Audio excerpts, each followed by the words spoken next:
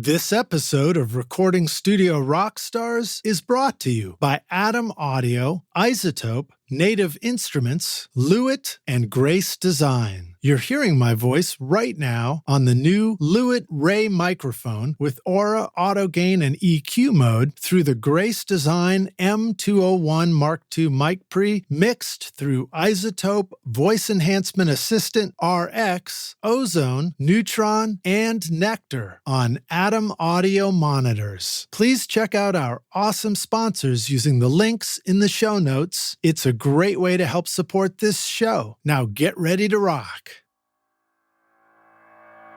Vibe is everything, you know? When we start to think about the mystical aspects of making records, you know, how all these things manifest in the moment, in the room, and how that thing beyond words and beyond notes and beyond physics is somehow like infused into this artifact that we create. That's where shit gets really cool. It's like each person drives the bus in their own style, in their own way. And it's so weird because it makes you hear the music differently.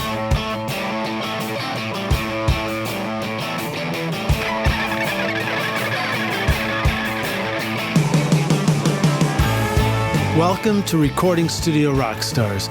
I'm Lid Shaw, and this is the podcast created to help you become a rock star of the recording studio. Hey, rock stars. Yeah, you. I've got a secret to tell you. Want to know how I get a consistent sound mixing over 1,000 hours of recording studio rock stars? Well, my secret is using Isotope, RX, Ozone, Neutron, Voice Enhancement Assistant, and Nectar to make every episode of this podcast sound great. Right now, you're hearing RX breath control, D-click, D-clip, DS, D-plosive, voice denoise, Ozone multiband compression, Neutron EQ, VEA, and limiting, all from Isotope. Use the secret code ROCK10 to get 10% off or pick up the new Trash Light along with many of the other free cool plugins over at isotope.com. Are you recording your own music or other people's music in your studio, but you're having trouble figuring out how to get your mixes to sound great? Do they sound kind of weak or distant or lack punch and clarity? Well, I've got a gift to help you take your mixes from sounding like basement demos to sounding much closer to professional mixes. And it's my free course called Mix Master Bundle. This course will show you how to get pro-sounding mixes from your home studio with free and stock plugins in Pro Tools, and the best part is that these mixing techniques work for you in any DAW, whether you're on Logic, Cubase, Studio One, Reaper, anything you can think of. If you're ready now to make your best record ever, then go to mixmasterbundle.com to get started for free now, and you can find the clickable link in the show notes of this episode. Howdy, Rockstars. It's your host, Lid Shaw, and welcome back to Recording Studio Rockstars, bringing you into the studio to learn from recording professionals like this guy so that you can make your best record ever and be a rock star of the studio yourself. My guest today is Damian Taylor. That's who I met by this guy. He's a 10 times Grammy-nominated producer, engineer, and mixer, best known for his work with Bjork, The Prodigy, The Killers, Arcade Fire, UNKLE, Trust, or Trist. I forgot how I say that one. How do I say that, Damian? That one's Trust. Trust. Okay, cool. Yeah.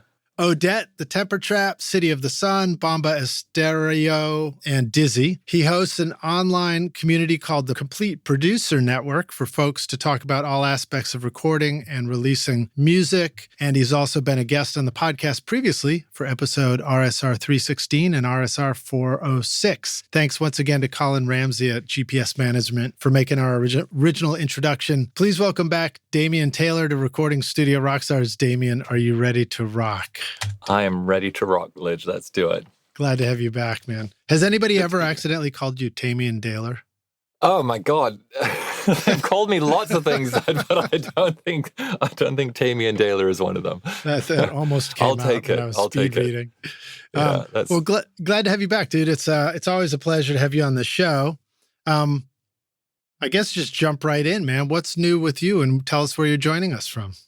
Oh my God. I'm in Los Angeles at the moment. I think we're in this still time warp kind of zone where I don't know if something was new 10 years ago or 5 years ago or 2 weeks ago. But yeah, it's been a great year. Lots of stuff on the internet, lots of stuff in the studio.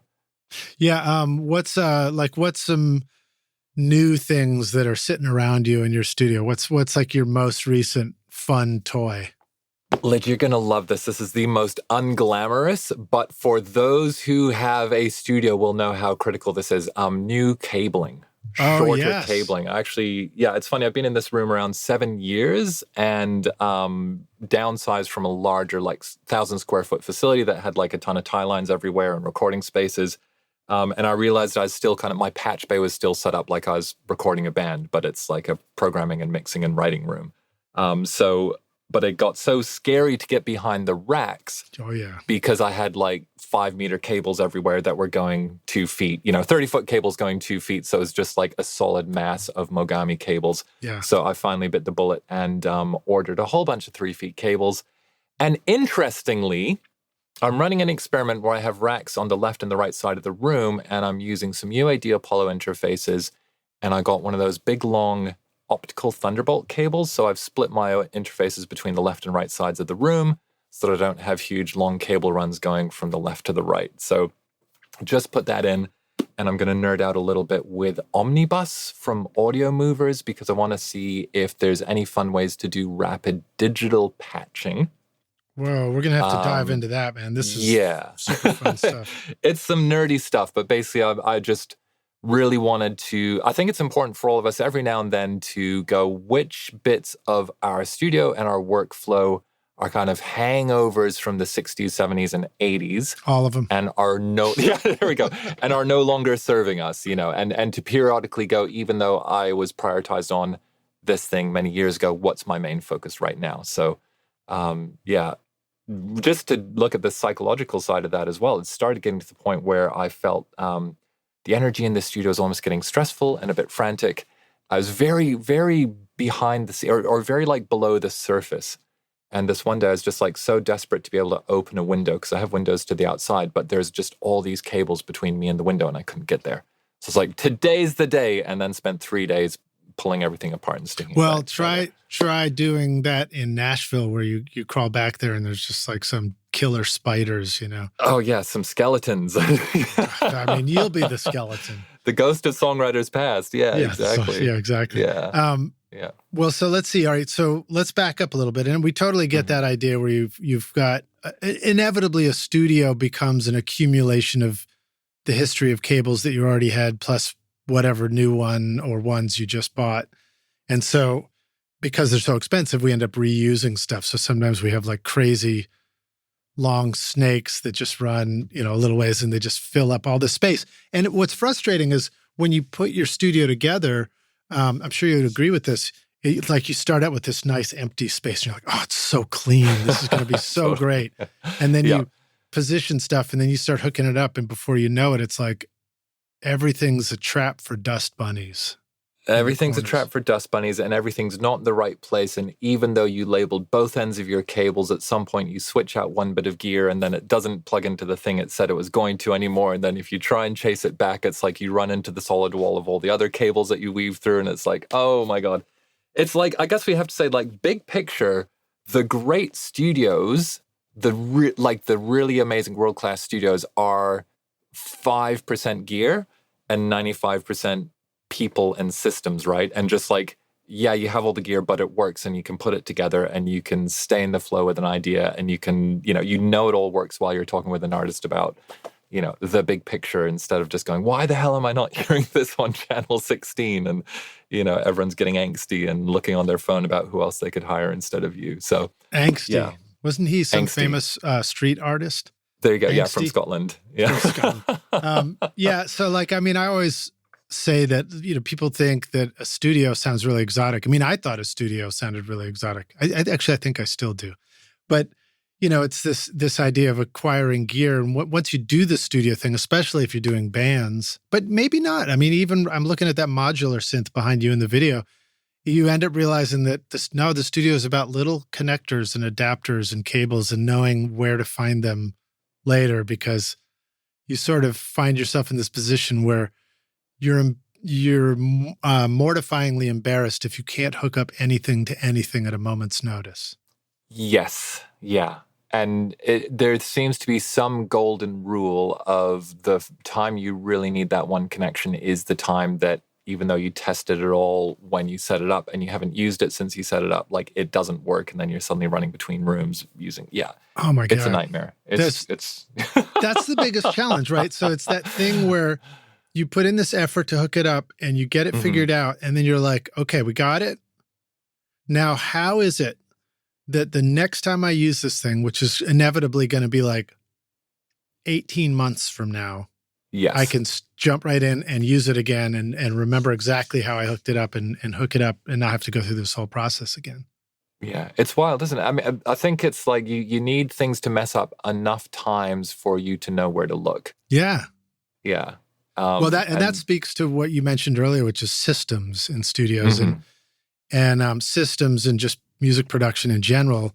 Like the people who decide, oh, I'm going to mix and maybe I'm going to mix a particular style or whatever every day, find maybe they quickly acquire a great mixing template and a system for doing it in a way to even price out what they should charge for a mix for somebody, you know. But then if you're always doing something different every session, it gets really frustrating because you're like, well, I don't know.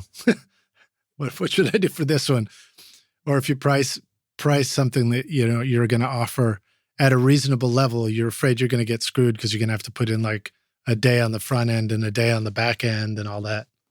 Oh, man. Yeah, it's, what do they call it? It's a lot of moving pieces, a lot of moving parts, I think, and we're never quite too sure how they're geared to each other, how they relate to each other. And that's where ultimately it comes down to, you know, keeping things as simple as possible, especially when we're talking about our own personal systems. I'm obsessed with this quote from Einstein, which is actually a paraphrase of a quote from Einstein, which is as simple as possible, but no simpler. Right. And I think we should be striving for that in our studios. And if you're really wondering if my studio is getting a little bit out of hand, by the way, first world problem here, everyone, like, oh my gosh, I have too much gear.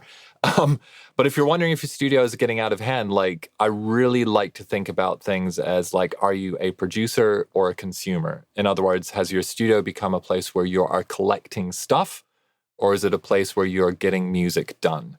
Yeah. And I had like a long, dark night of the soul where I suddenly realized that. And it's like, oh my God, I'm just like collecting all this stuff so that I feel secure when other men come into this room. Like deep down, you know, yes, it's all cool, but you suddenly realize like a lot of this music making gear has nothing to do with making records. It has everything to do with the fact I feel insecure about my work. And I need some kind of a magic wand. Or what is it in Dumbo? Dumbo holds like a feather to be able to fly. Right, it's like Dumbo's feather. And then one day, like, you can't plug any of it in because it's broken. And, you know, you feel like Scotty in the engine room of the Enterprise and you're diverting power around the flux capacitor or something. And you go like, oh my God, I didn't need it anyway. What is the modern feather? What is the modern? Modern feather is actually... that came to mind was auto-tune, but I feel like that's not fair. Well, funnily enough, for the listener, the view that Lidge has of me is I'm sitting in front of a modular synthesizer, and it's a beautiful enclosure. And for me, the modular synthesizer is the midlife crisis of record production in the 21st century. The modular synthesizer is, you know, the convertible of the 21st century record producer. So awesome. Yeah, so that would be it, basically. But I mean, on more broadly speaking, I'd actually say, and there are obvious exceptions, everyone. So let me preface this by saying, of course, there are obvious exceptions, but I'd say it's analog outboard is the feather. The exception is tracking. Right. Yeah. Like if you want to get a microphone into a session, you still got to have the good. Yes. It's good stuff until it gets digital. Yeah, you want to capture it as best as you can, but I mean more in the sense that like I need it, or there are faults with my recording. And I can't remember who it was, but many years ago, there was an interview with the guy in K-pop who I think he ran like a punk studio somewhere in the Northeast, and he said something like, moving a mic half an inch is bigger than the difference between analog and digital. Interesting, yeah. Do you know what I mean? That's when we really forget that it is the choices that you're making, the places you're putting stuff, the way you're coaching performers, the way you're thinking about the music is the part, right? makes a way, way, way bigger difference than if I have a plug-in LA2A or an outboard LA2A. That was the thing that I realized when I started thinking about the importance of monitoring and hearing what you do, because it occurred to me one day that the variation of possibilities in how I messed with a standard stock EQ in Pro Tools was going to have a much greater impact on the sound of the record than, whether it was a plug-in versus a, outboard, or whether it was some vintage this versus something else. And what's funny about it is when I say that out loud, it's not even, we think about comparing things in terms of we're comparing the best of this to the best of that, I think instinctively, but really it's like the truth is with a simple EQ, there are a lot of ways you can severely fuck up the record that you're doing, Absolutely. Yeah. Yeah. And dear listener, this is not to say this stuff doesn't matter. It's not to say it doesn't make a difference. It does. But everyone's familiar with the Pareto principle, right? The 80-20.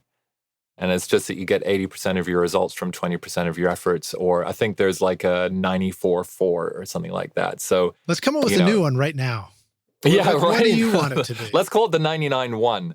And that's, it's not to say like if you are Lewis Hamilton or Max Verstappen and you're finding an additional like 0.1% of downforce, then you're in a position to maximize it. Just like there are engineers in the world who will maximize the difference between like a 1956 and a 1966 Telefunken. Right. Like, so it's, but for the majority of us, myself included, that's not going to be what's going to actually make the material difference to the quality of a record. In a way, which the thing you were talking about earlier, Lidge, is such an important point, making sure you don't screw yourself basically by making your studio uneconomical to run, which either winds up meaning that you're screwing yourself or that it just like that you can't stay in the business. So ultimately you're not able to share your talents and your gifts with the artists that could benefit from you. Or you wind up pricing yourself out without the market to demand it. Right. You mean sometimes we could run the risk of investing too much in a studio, which compels us to want to, I don't know, expect a particular return out of it that isn't waiting for us. Yeah, or a way, my experience in the past, like I built my own facility in Montreal, like my dream facility, which was phenomenal. I invested like, 6 figures in the build and then spent years rinsing my credit cards to within an inch of their lives, basically thinking that's what I needed to do to be a legit producer, like to be actually taken seriously. And it was cool, but that wasn't what actually made the difference. Mm-hmm. If that makes sense. Like, yes, you need a place to record, but when I moved out of that room, I just remember like going through all these cupboards and stuff like that. I had a lot of storage and was just like finding stuff that I thought was critical. I was like, oh my God, I literally never plugged this in. Or like, I spent years hand building tube outboard and analog outboard in my spare time. And then I remember like unplugging it going like, I used this once after I built it, So it's kind of wild. So so the reason I wanted to say why that is the feather for us is like if we think we don't have it and that we therefore can't make a record, I just really, especially for the people that don't have all this stuff. Again, first world problems, but it's just I can't stress enough how the clarity and power of your ideas and the choices you make are the things that are super cool. No matter what style of music you make, Native Instruments gives your studio all the instruments you need. From drums, loops, and beats to the coolest synthesizers, realistic strings, guitar amps, and futuristic synth pads. I love to record real bands in my studio, but then I mix it up with cool sounds from Contact, Massive X, Super 8, Battery, Guitar Rig, and Hybrid keys, for example, to make my music way more exciting and interesting. Use the coupon code ROCK10 for 10% off or download the free gifts waiting for you like the awesome new Jacob Collier Audience Choir or Complete Start featuring 2,000 sounds and 6 gigs of free samples at nativeinstruments.com. We appreciate you, Damian, coming on the show and comparing us all to Dumbo the elephant. But we would like to know... An American icon. An American icon. Yeah. So Dumbo, of course, did fly in the end. But what was it what was the way that the feather was lost in that? Do you remember? I guess it's funny because what's that thing they call it? It's like Just drop it or something. the conscious. Have you heard there's like that cycle where we start off where we're unconsciously incompetent. In other words, we don't know what we don't know. Right. Then we become consciously incompetent, where we know a bit of what we don't know. Then we become consciously competent, where we do know what we know, and then we become unconsciously competent. So it becomes second nature. That's like a complicated T-shirt. Just it's cool. Yeah, it's cool in a PowerPoint presentation. But there's a thing where when you start and you just don't know all these details and you go for it. And for me, if I think about the start of my career, it's a paradox. I was able to work in some of the best studios in the world, as well as like bedroom setups, but I didn't really know much of what was going on. But I remember very, very clearly around, 2005, 2006, 2007, when like Gearspace came out. And I was so excited, and like eBay came out, and then you're just suddenly able to go and scroll at this list of stuff that you don't have. Oh, yeah. And then eSnipe came out, and I was actually able to acquire gear. Yeah, but I remember the first time I saw those posts about like such and such box is like I never record without it, because without, like, there's those literal posts and being like, oh my God, I need one of those. And it's like, had already made like a ton of great records, and worked with a ton of great people, where it's just like, let's have this part happen here and then that part happen after it. So anyway, the gear is great. We wouldn't be in the studios if we weren't into it. It is fun. It's really we are fun allowed to just do some things for fun because they're fun. It's like shopping. I mean, people do like to go shopping, I think you summed that up so beautifully. So it really is like collect the gear and have it because you love it and enjoy it for its own sake. But we never want that to be a reason why something isn't working. Yeah. Or why we can't do it. Okay, so let's pivot back to you after, thank you for going, I don't know, we just went around the universe and came back to where you started. But you mentioned connecting two racks in your studio with the power of a Thunderbolt cable, and you said something about the UAD interfaces or something like that, or Apollo. So can you just break that down for us? What is that? Is that just putting your interface in different parts of the room, or is it using them to create some sort of patch bay? You also mentioned Omnibus from Audio Movers, was it? That's right. Yeah. So I have a dear friend called Matt Robertson, and during the pandemic, I was running a Twitch stream, and I'd do beat battles where I'd invite people on and interview them. Matt, he's a phenomenal person behind the scenes. He has amazing music himself. I've got to work with him in his studio as well.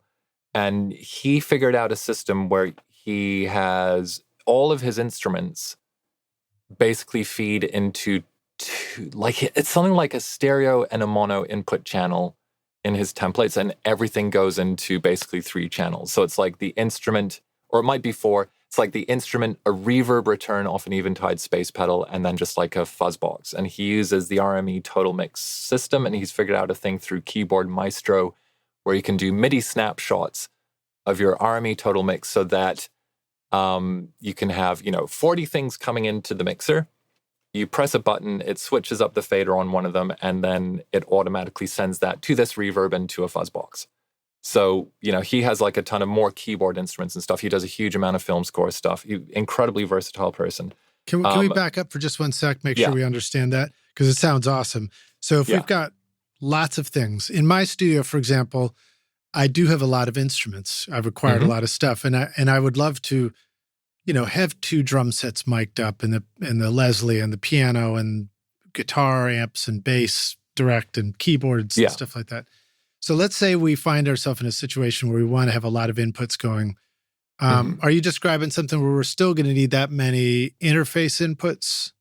Or so he still had. So normally when we do that, like I was running 64 channels of Focusrite I/O before my UAD system, and now it's about 40 I/O on the UAD system. It's basically like one input or one instrument, one source goes to one input, which goes to one input in Pro Tools or whatever. So channel 1, input 1 goes to channel 1, which turns up in channel 1 in Pro Tools, right? So the instrument it plugs to an input on an interface, and now it's digital, and we deal with it in the computer some way.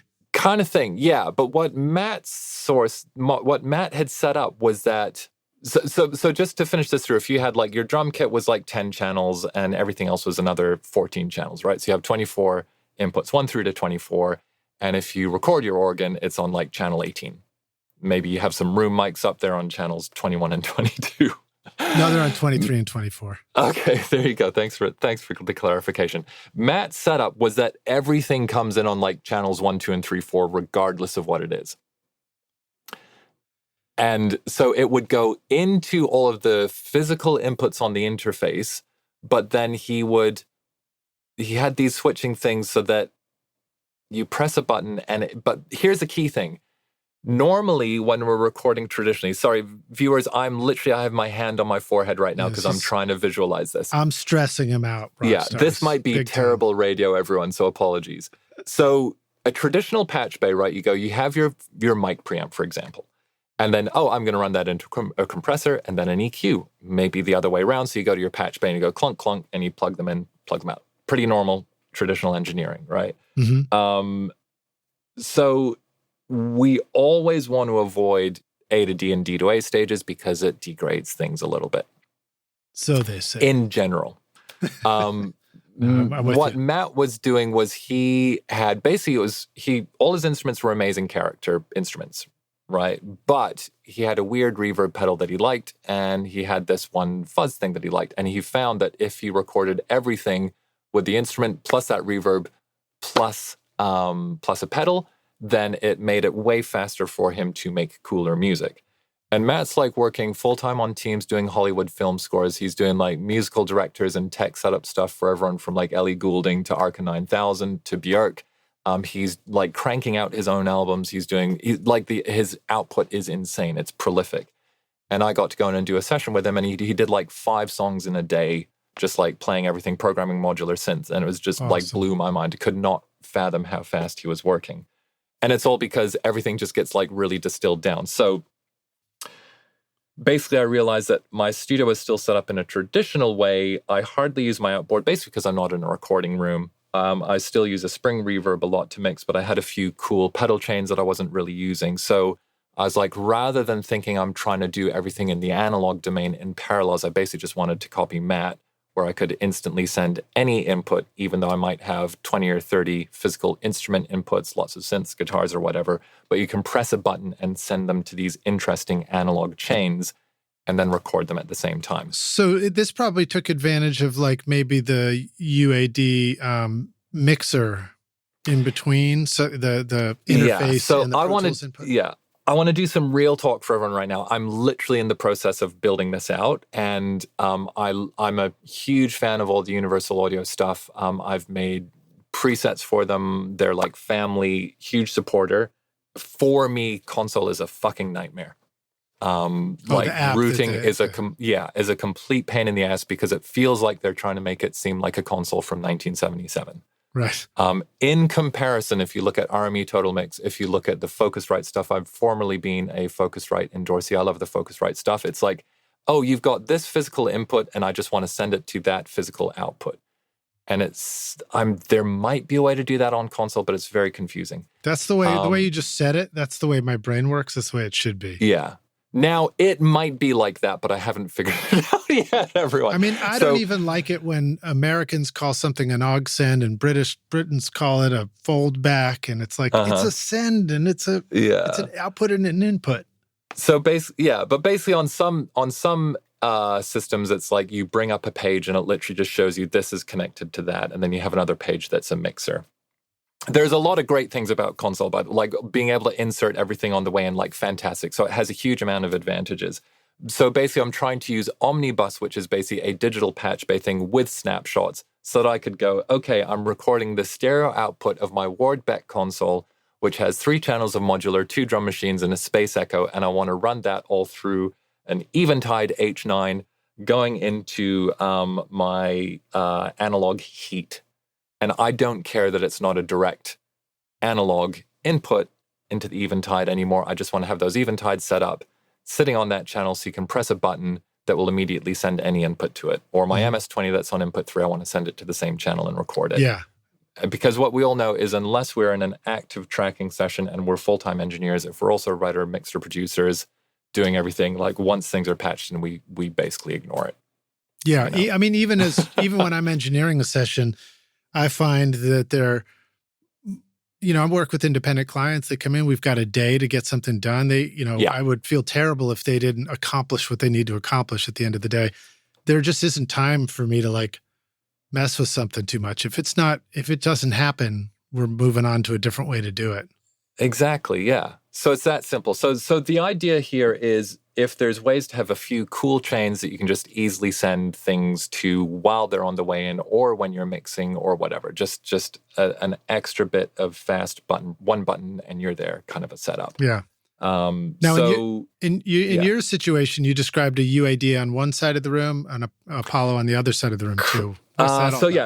So I have two Apollo X16s and an Apollo X8P. So all up, that's like 40 analog I/O plus ADAT stuff. So basically, I have an X18 and an X8P on one side of the room. And everyone, I have a 2 egress rack mount, beautiful piece of rack mount furniture on each side of the room, each of which is like a double wide 19-inch thing.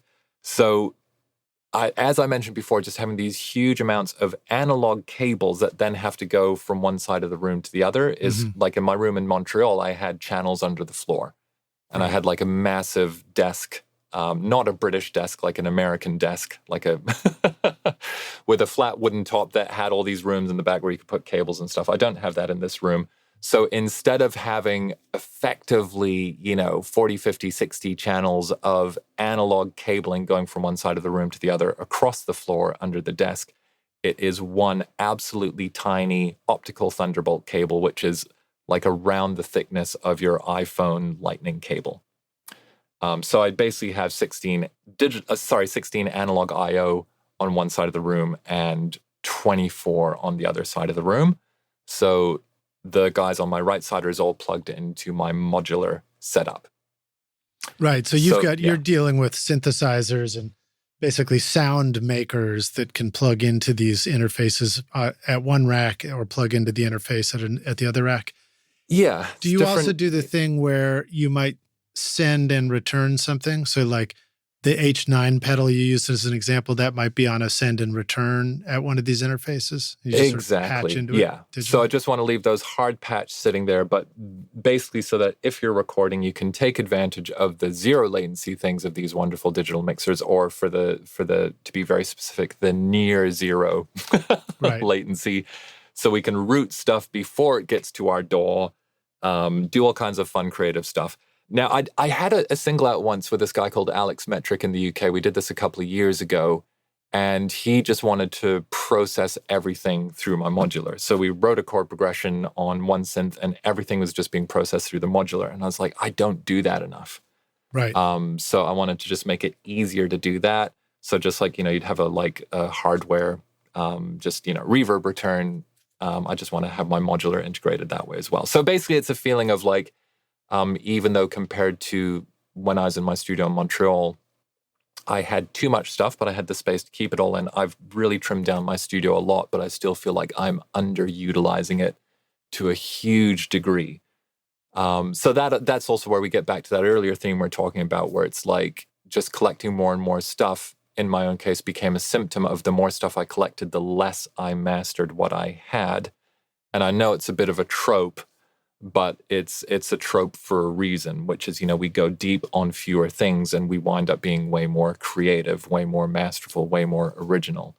I was thinking about that recently. I walked into my studio and like you said, I've collected a lot of things. I've finally gotten all this stuff that I wanted.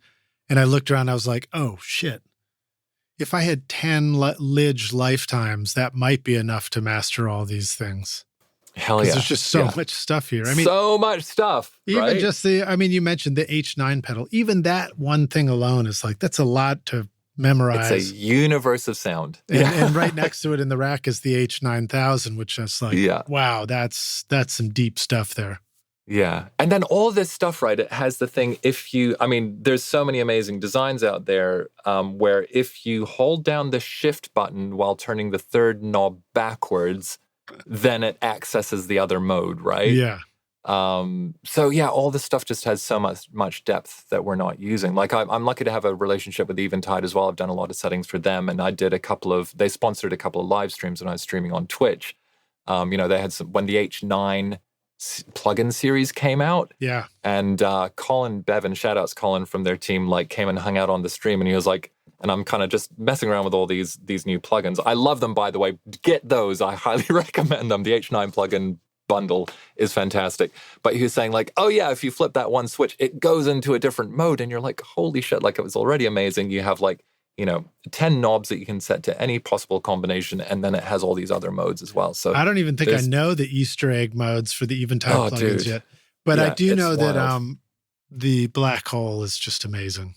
Yeah. Yeah. It's just such a great plugin too. I want to share like this story. There's a producer called DJ Dahi, who does a lot of Kendrick Lamar's stuff. And when I was first visiting LA, maybe 10 or 12 years ago, I got a publisher linked us up, and I just did an evening hang out with him and making some music. And he was, I think, he was well on his way up at that point. But he said, it took me a while to process it, but he said, it was something like, I've got this world music instrument library and Sugarbytes Electrics. I think that's the one that, do you remember that plugin that like chops and stutters and does all kinds of crazy fills? Stutter Edit is Stutter one of Edit. them. That's the one, yeah. That's from BT.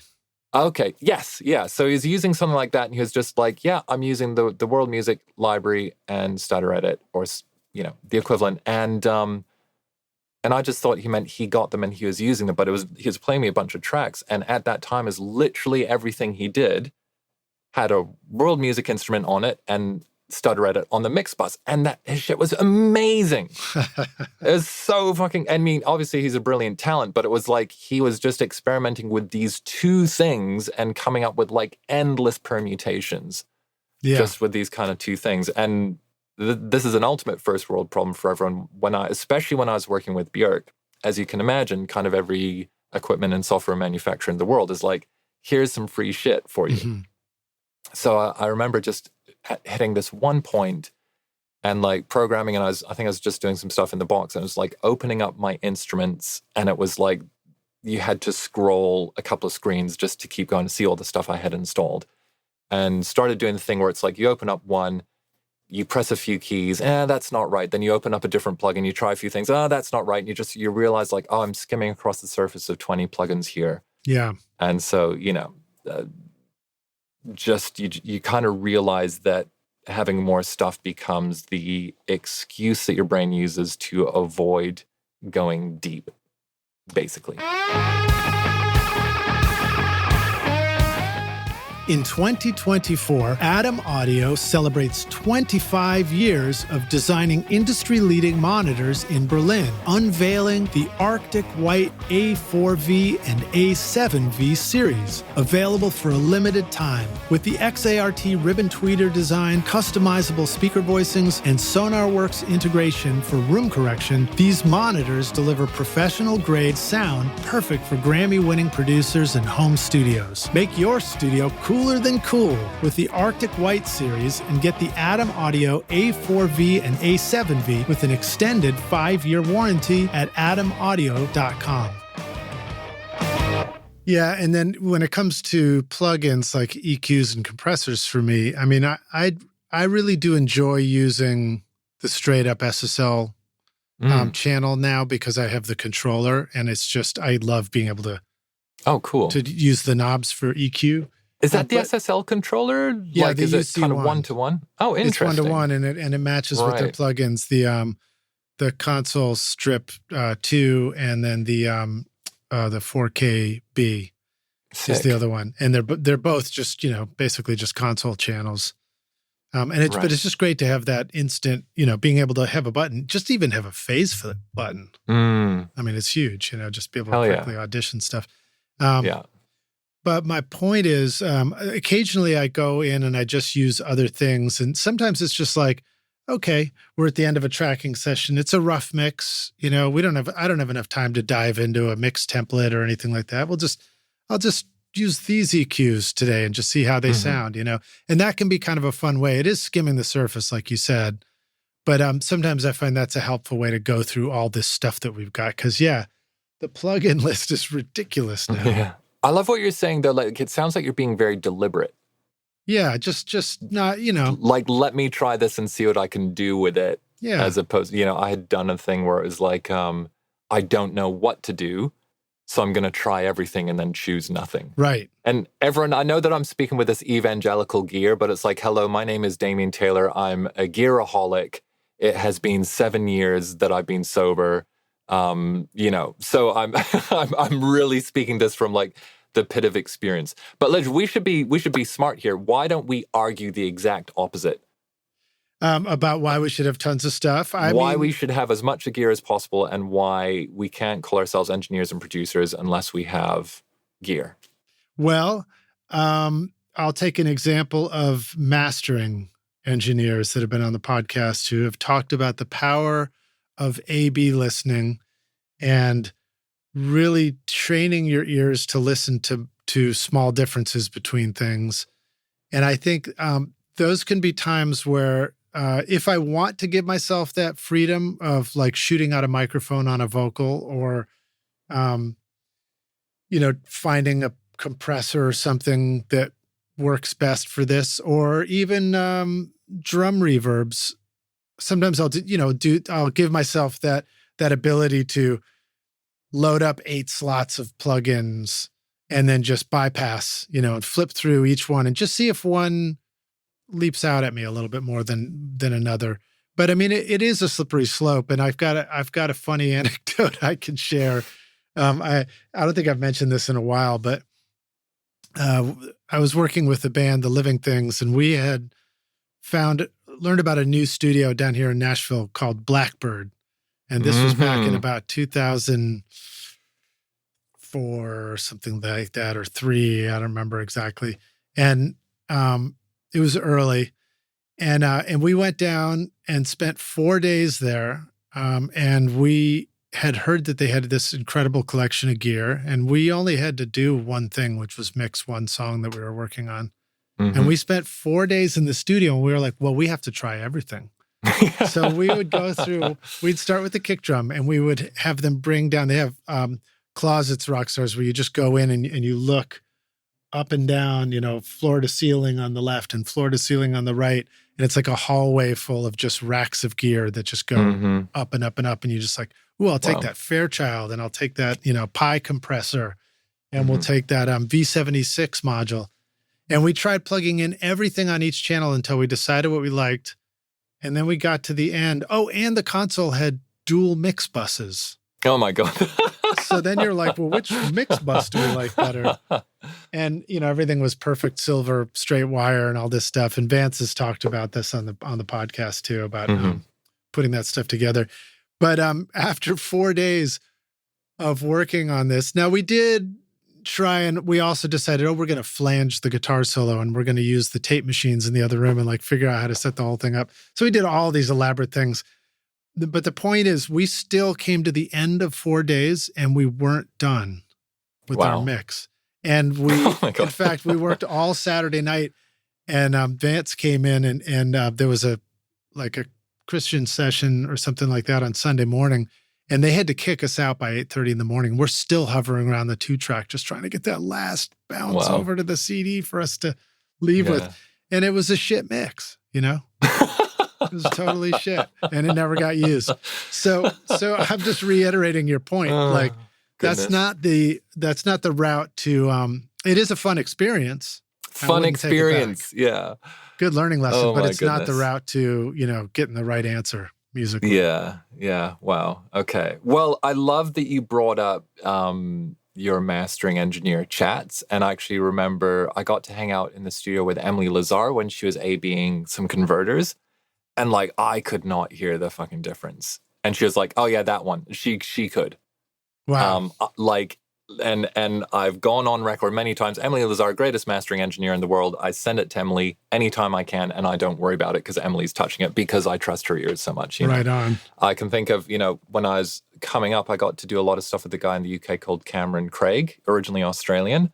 And, actually hearing, like, he would bring in a V76 and he got like a channel out of the original Capitol desk and he had like a couple of Neve things. He was the first person I actually really realized like there's different preamps. And I remember him plugging in like, we called it the Halo channels, the stuff out of the Beach Boys, good vibrations channels, and like him putting that on and really just going like, whoa, that just really does something different. Or, I got to sit in the studio a lot when I was This was at the editing. mix stage or This was at the recording tracking stage, and he was the first person I ever saw use like the RCA 77s and stuff like that. And just kind of wild stuff. And like, oh my God, yeah, the Reslows on that tambourine, fucking amazing. Yeah. So I think but what was important with that session was we had a producer. He was an engineer who was able to focus on engineering. I was programming. We had a band. And so that comes back to your point of like, you have a day with someone. How do you deliver? And that's normally where you get into like, oh, if you sing that different, it's going to make a bigger difference than, all this to be said, I think the most critical thing is you want to clear a bar, at least.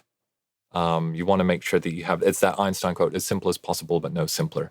Yeah. So especially if you're starting off, like it's so important to actually develop that ability to listen, to develop the ability to understand the nuances. But I love what you're saying as well. Just I want to keep coming back to that. Most of the time you're using those particular plugs or that particular setup that's working really well, but then you'll deliberately go, let me try and experiment with this thing very deliberately to see what I can get out of it. Yeah. And ultimately for those of us that are engineering and mixing in particular on the engineering side, it is that ability to gradually understand the actual impact in colors and those small details and how they compound together. Like that makes a huge impact big on time. a finished record. So yeah, so that is why I'm full of shit, everyone, as well. Not at all, I think, not at all. Having gone from, I think, I started my career working in teams. And now it's pretty much I'm carrying records on my own. So that's where you get into that interesting balance. And Lidge, if you don't mind, I'd be interested to pick your brain on this and, Sure. For everyone to think about this. I have coined a term which I want to spread through the music community. Everyone, it is post-dystopian. I live by the Los Angeles River. In a neighborhood called Frogtown. So for everyone can imagine the LA River, right? It's that concrete channel and it's got like high voltage power lines going down one side, train tracks, just the back ends of factories. Grease lightning, they're drag racing.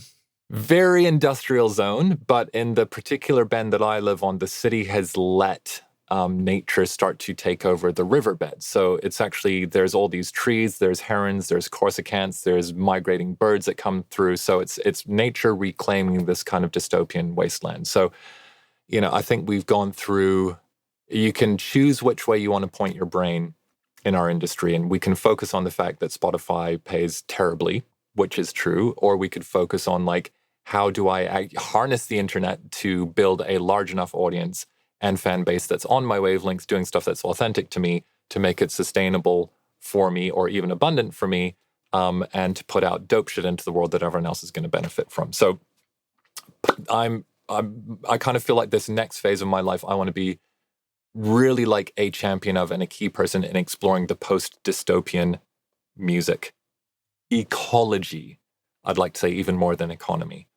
Whereas when I was younger, it was just the only thing I cared about was I want to contribute to some of the defining records of my generation. So I feel like this is like one subset around that, or one growth ring around that. So it's basically, how can all of us make cool shit sustainably for our entire lives?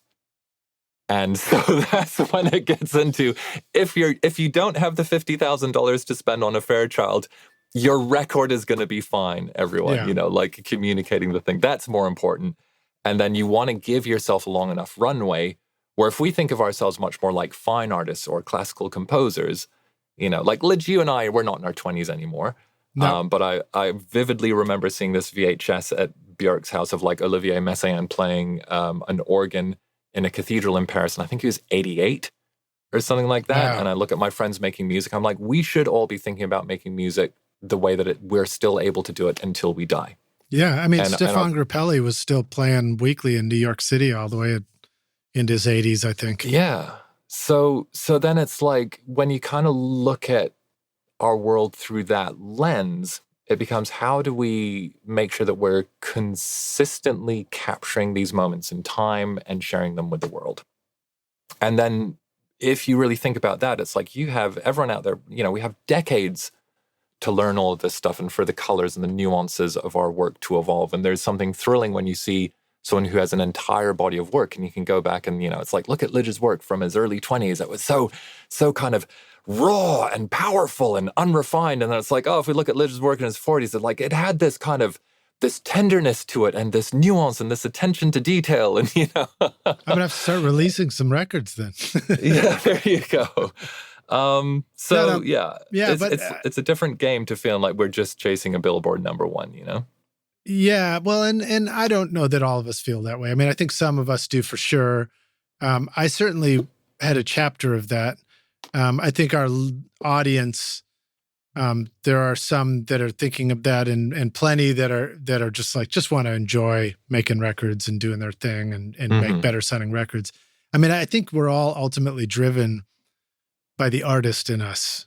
I don't think we would, if it was a dollar, if it was an income-based drive, I think we would have probably picked different work. We'd be bankers, wouldn't we? Yeah. Because, otherwise, you wouldn't just keep going back and doing more mixes that more versions of the mix that you can't bill for, But I also, the other part of it too, that when you bring up the sustainability is just thinking about the ability to physically get old and keep making music. And I think a lot about the level of volume that we tend to work at, and what it feels like, and then especially around the holidays, you go to, of course, that'll date this podcast too, but you might mix all day and then go to a party and people are trying to talk loudly in your ear in a loud place. And so those are real challenges, I think, as we get older too, is how do you just keep your ears in a zone that you feel good about and safe about so that you can always count on them and count on being able to go back into the studio and, trust what you hear, be able to make music, be able to listen to stuff. Yeah. Yeah.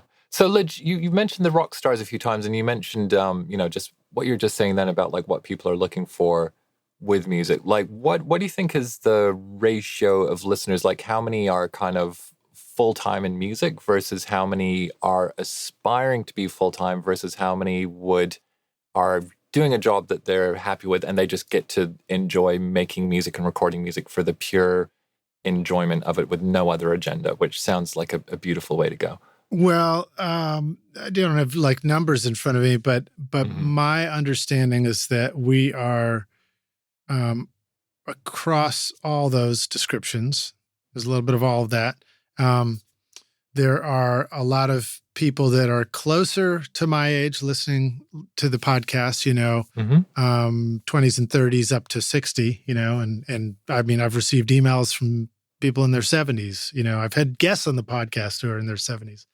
So we have quite a wide variety of people. I do know that the majority of our listeners, rock stars, are people with home studios who record their own music and themselves as well as maybe recording other people too. And then it goes right into the pros too. One of the interesting things about starting a podcast like this is realizing that if you invite a lot of professionals to be on the podcast, they also like to listen because they want to hear what their buddies saying on an interview too. So for sure, it's a good combination. Yeah, great.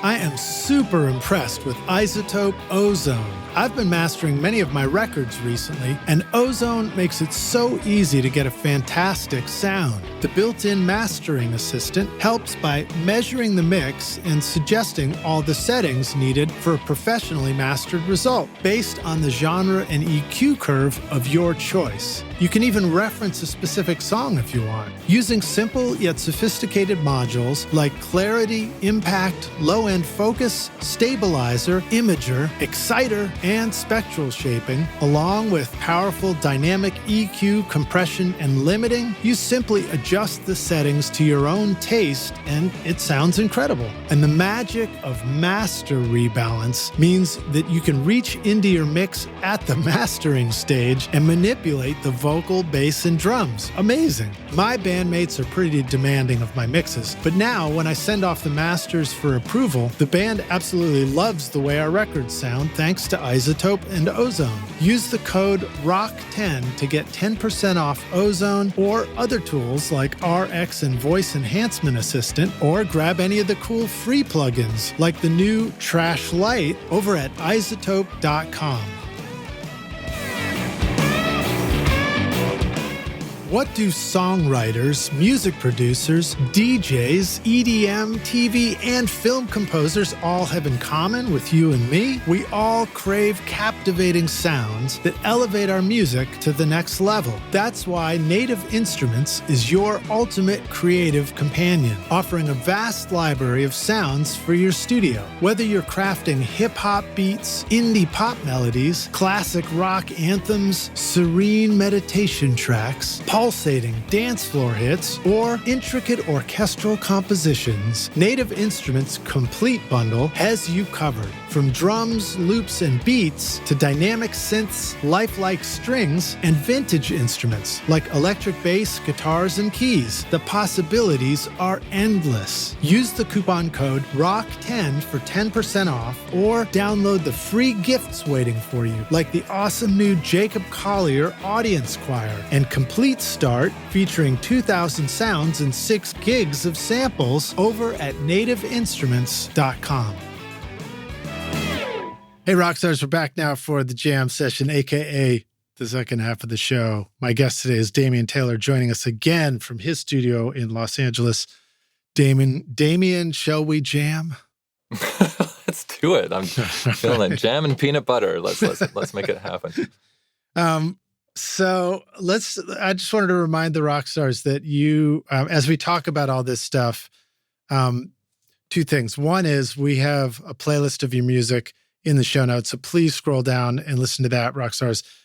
Now, when we mention something or just right after this, the records sound really, really good. So all the things you're saying about mixing and using these tools, the result is great sounding records. And two is I think you mentioned that you've been doing a lot of one-on-one coaching and stuff like that as well. So you are available to help people if they need it?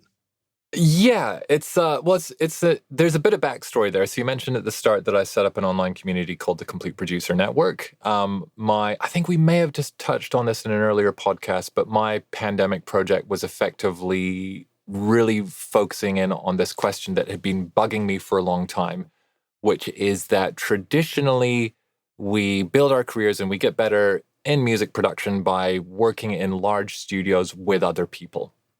Whether that's on your session directly or bumping into people in the kitchen who you wind up getting on with, who you let you sit in on their sessions, or, if you start off as a runner and you're working under someone with decades of experience. And we're in this amazing era now where there's infinite knowledge on the internet, but it's a very different kind of knowledge and a very different way of working compared to the traditional apprenticeship system, which even beyond recording studios has been around since kind of the beginning of time, right? So, yeah. So for me, that felt like a big question because I realized that I was the same age. I realized when I turned 38 and when I first started working with Guy Sigsworth in the UK when I was 20, he was 38. And I now have computers in my house and I don't want a 20-year-old in my house, frankly, So I didn't need an assistant, but I started to think about, well, what happens to the next generation of people that don't get to work in this environment? You mentioned earlier, just like using an SSL. I got to sit in on some mixes with Spike Stent early in my career and just literally watching and hearing the way he used an SSL in a mix. Right, you're training your ear. You're training your understanding. Like a cigarette hanging out of one mouth, looking one way, reaching over with his other hand, and it looked like he just flicked his fingers at a console for 4 seconds, and that's how he EQ'd that channel. Just the physicality of the way that people would make a record in real time. Or, sitting in the room when Neil McClellan was mixing in Strong Room Studio 1 And he's like, basically, it's like a rave in there. It's the loudest thing you've ever heard. And he would build a mix by going waka wow, waka wow, waka wow, wow, waka wow, wow, wow, waka wow, wow on every single EQ. So his mixes were like this crazy, like acid rave performance that wound up. That's how he found his frequencies. Like just being around, hearing people assembling a record was profound. And then my favorite thing was always the bit that happens between the music.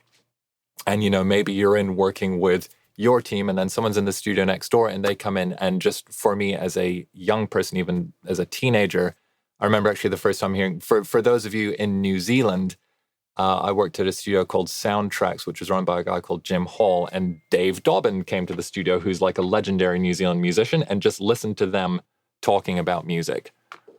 And just having a philosophical conversation kind of blew my mind and really opened my mind as an impressionable young teenager who just left school. Yeah. So I feel like we have all this, you know, podcasts go a long way, obviously, to doing that, but it's different to a chat. So I was just like, how can this stuff work on the internet? So I built the Complete Producer Network, which grew out of a Twitch stream. Based on that, I also built, you know, a couple of very guided courses where it's like, I teach you my exact system to like my whole drum production system, which is effectively eliminate writer's block and work efficiently in the studio course. I have my whole mixing program called the Mix Accelerator Process, but I also built something called the Online Studio, which is where, you know, we have a weekly call, host it with everything. You can just come in and talk about literally anything that's on your mind, and I'll kind of coach you through that. I also get the rights with some of my clients to be able to live stream my entire session. So if I'm in the studio at 8 a.m. until 10 p.m. that night, there's just a live stream running. And sometimes you'll come in and there's a like, Damian is having dinner, you know, sign up, and I come back half an hour later. And you're not here now, so you didn't get it for him. Yeah, there you go. So I set all that up, and then a few people who had gone through all the programs at the start of this year started hitting me up, going like, hey, could I book you for some one-on-one stuff? Like they wanted to go super deep. Yeah. So I did an experiment at the start of the year with 3 people. There's a Grammy-winning engineer guy in Philly called Nick Krill. There is a writer-producer in London who's just doing sessions every day, a guy called Alex Wildwood, who's from New Zealand, amazingly talented guy. He's kind of like on the up. He'd been an artist in the past, but he's like doing writing sessions every day. Then there's just a guy who's actually an Emmy-winning sound designer who is building an artist project in New York. And so I wound up just doing, you know, a 2-hour call with them every couple of weeks. But it was like, it's basically the side of me that is a producer working kind of the producer side on people's careers and music. So really helping them workshop literally every single thing that's going on, and really with a goal. It's different in every single person's case. That's so great. It's just really, what are your limitations? What are the barriers holding you back? How can I help you dissolve those? And then I had a bunch of people starting to DM me on the network saying, hey, are you going to be doing this again? And so this last few months, everyone, we're recording this, it's December 2023. Oh, so I did you gave it away. I gave it away. I'm sorry about that. But just to be open. So I thought like, okay, this fall, I'm not traveling anywhere. What would happen if I committed to not traveling for a session and instead being available? And so I'm now working with 8 people. And for me, it's like 1 or 2 days a week, depending on the week and depending on the intensity and the commitment I'm working with people. Right. So it's like kind of getting to be a producer for people's careers and their music. And that can get as granular as literally like, what is a particular setting on a plugin that opens as a default? Yeah. And as big picture as like, what are you trying to achieve in 5 years? What's the best possible version of your future, and then reverse engineering that to help people build it. So get rid of those cables. That's what. Get rid of the pile of cables behind the racks. So I've got a couple of thoughts. One is we have a mutual connection in Nick Krill, because one of the records that I was really proud of producing with Robin Eaton, together we produced the Spinto Band, Nice and Nicely Done, which was Nick's band. So we had worked with Nick for a long time, right? From his beginning in music through doing that. And Nick's also been on the podcast. So you guys are also podcast he's amazing. mates. Yeah. Great Nick's dude. in the online studio almost every week. Absolute legend. Nick, wonderful guy. Yeah. Such a deep thinker, so focused on like making great music, so committed to the craft. Absolute joy to great singer, great songwriter too. Cool. Yeah. So then the other thing is when you were talking about, Spike Stent sort of with the cigarette this way and, flicking the EQ the other way, and these people like that. I just wrote down personality and motion, and I was thinking of the way that we coach a singer in the studio to understand that if you want a vocal to translate onto the microphone, you don't want to stand there with your hands in your pockets unless that's the sound you're trying to translate. You know, you need to get into the character and the emotion of the vocal. Sometimes, as a singer myself, I discover it's the opposite. Sometimes I actually need to stop fucking around and just try and hit the note straight and do harmonies. But it just occurred to me when you said that the same thing is true for us in our production and our mixing. Like, I hadn't really thought about that, but the more we allow ourselves, our personality and our style to come through in just the way that we're interfacing with the mouse and the speakers and the volume knob and these plugins and things, there's really no reason why that wouldn't translate in the same way that a vocalist putting personality into a vocal take would. Does that sound fair to you? It's the vibe. Vibe is everything, you know? Yeah. When we start to think about the mystical aspects of making records, you know, how all these things manifest in the moment in the room, and how that thing beyond words and beyond notes and beyond physics is somehow like infused into this artifact that we create. That's where shit gets really cool. But yeah, everyone has a personality, and it was a really like lucky thing about my experience. And I know like people who've assisted in world-class studios where you have this constant stream of world-class talent coming through. It's like each person drives the bus in their own style, in their own way. And it's so weird because it makes you hear the music differently as well. And it's such an amazing experience to be around. And I think also just seeing the way that people actually land at tying stuff together, actually getting an end result. There's a producer called UNKLE who I got to work with a few times, also does a ton of film score stuff. Did everyone from like the Pixies to Rain Man. Legend, absolute character. But I remember the first time I got to sit in on some of his mixes, I was programming on this project, and one of the nicest, most personable, funny people you'll ever meet. And, you know, we were chatting away, and he'd kind of turn over to the console, move a few faders, have a little chat. And I remember we'd been chatting for 5 minutes, and at some point he's like, okay, let's print that. And I was like, what? It's done? He's like, yep. And he just had this amazingly casual way of just kind of go over and check on it. Yep, okay.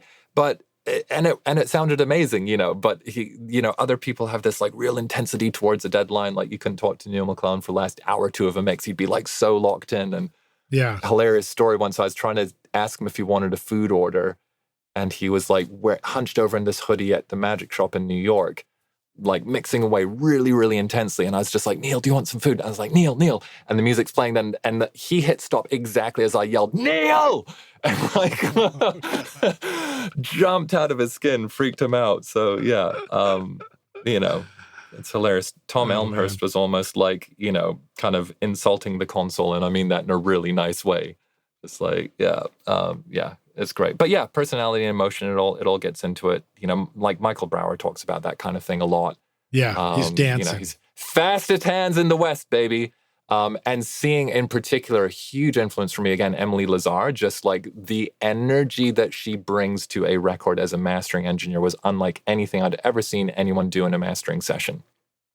Like she brought the level of intensity of like, you know, the front person of a rock band. And made the difference. And it's wild to see that. And I think when we're kind of getting back to this paradox of the age we live in, when we're just in our rooms on our own, we're not exposed to that kind of human aspect of how people's personalities and their process brings a record together in real time. And it's very different. You know, we can all go on Mix with the Masters and watch like a track feedback or a mix breakdown, or, you know, I have some on my YouTube channel. But it's like after the decisions have been made, it's very different to being in the room and hearing something like sound terrible for 6 hours and then suddenly sound amazing. Mm-hmm. You know that thing, Lidge, where it's like suddenly it sounds like a record? Like it doesn't, and then something happens, you're like, whoa. So difficult to communicate. What about that thing where you keep working on it and suddenly it doesn't sound like a record anymore? That happens sometimes. Well, you know, yeah. and I was just mixing by myself yesterday, and I was really feeling that difference between. There's also something that happens when, even though it can be a pain in the ass to have somebody, stare in a hole in the back of your head, which is why we have bald spots as engineers, male engineers anyway. It can feel like unnecessary pressure, but it can also be just the right thing to keep you moving forward and like pushing your own boundaries. And when you're mixing by yourself, sometimes it's hard to get that same thing. You have to get it all on your own, Mm-hmm. Big time. Yeah. When you have you ever had that thing where you think it sounds terrible, then you look at the artist and go like, how's this sounding to you? And they go, oh, it's great. And you're like, really? And then you listen to it again. You're like, oh, I guess it is great. I sent off 2 mixes yesterday thinking these are shit. And the response was, these tracks sound amazing. So it was that was a good feeling. So that's something so interesting that you said there, right? It's like, I was actually talking to people in the online studio about this literally yesterday, which is the discipline of knowing something is done, even if you don't get the internal like fireworks, And I think I see this especially with people who are coming up and they're struggling to finish. It's like we are waiting for this big sign from the universe that it's incredible. And often the thing that we've been trained on is what we feel like when we listen to our favorite music. So Lidge, they liked it. You were kind of a bit jaded on it, but you still knew that it was done enough to send. Is that a fair statement? Well, the day ended. Okay. The clock told me it was time to send, It was either that or I missed my daughter's Christmas performance, I just dated it again. My God, I was so ready to psychoanalyze you, and you're like, yep, it was the clock. Yeah, well, I mean, there's there's that thing, and that's the power of giving ourselves, we're going to talk principles here. Mm-hmm. That's the Parkinson's law, right? Yep. Which says that any task will expand to fit the time allotted for it.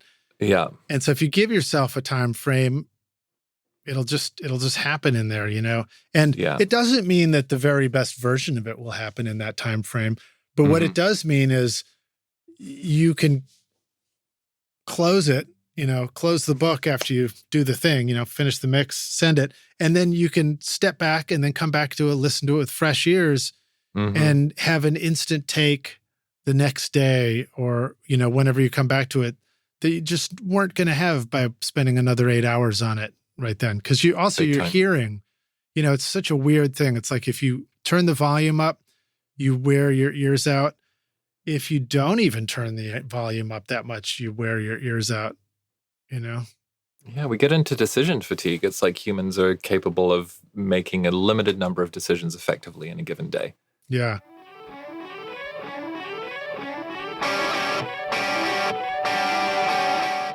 In 2024, Atom Audio will celebrate 25 years of researching, developing, and manufacturing industry-leading monitoring solutions in Berlin. To mark this milestone, our friends at Atom Audio are unveiling a very special limited edition series of monitors that will look gorgeous in your studio and sound as awesome as your music. Introducing the Arctic White A4V and A7V series, available for a limited time to pro and home studio owners like yourself. The clean, glossy white finish exudes a decadent feel and will stand out in any studio or in-home audio system. Featuring the XART accelerated ribbon tweeter design and customizable speaker voicings, the Arctic White A4V and A7V have the full specifications of the original design. Plus, with SonarWorks integration for automated room correction, you can fine-tune your monitors to your control room's acoustics. Plus, with SonarWorks integration for automated room correction, you can fine-tune your monitors to your control room's acoustics. Atom Audio's commitment to delivering professional-grade, high-fidelity sound to studios worldwide has made these monitors a perfect fit for Grammy-winning producers in both pro and home studios for a quarter of a century. Now you can bring that beautiful high-fidelity sound to your own productions and make your studio look as amazing as your music. Don't miss out on the new limited edition Arctic White A4V and A7V monitors, available for a short time with an extended 5-year warranty at atomaudio.com.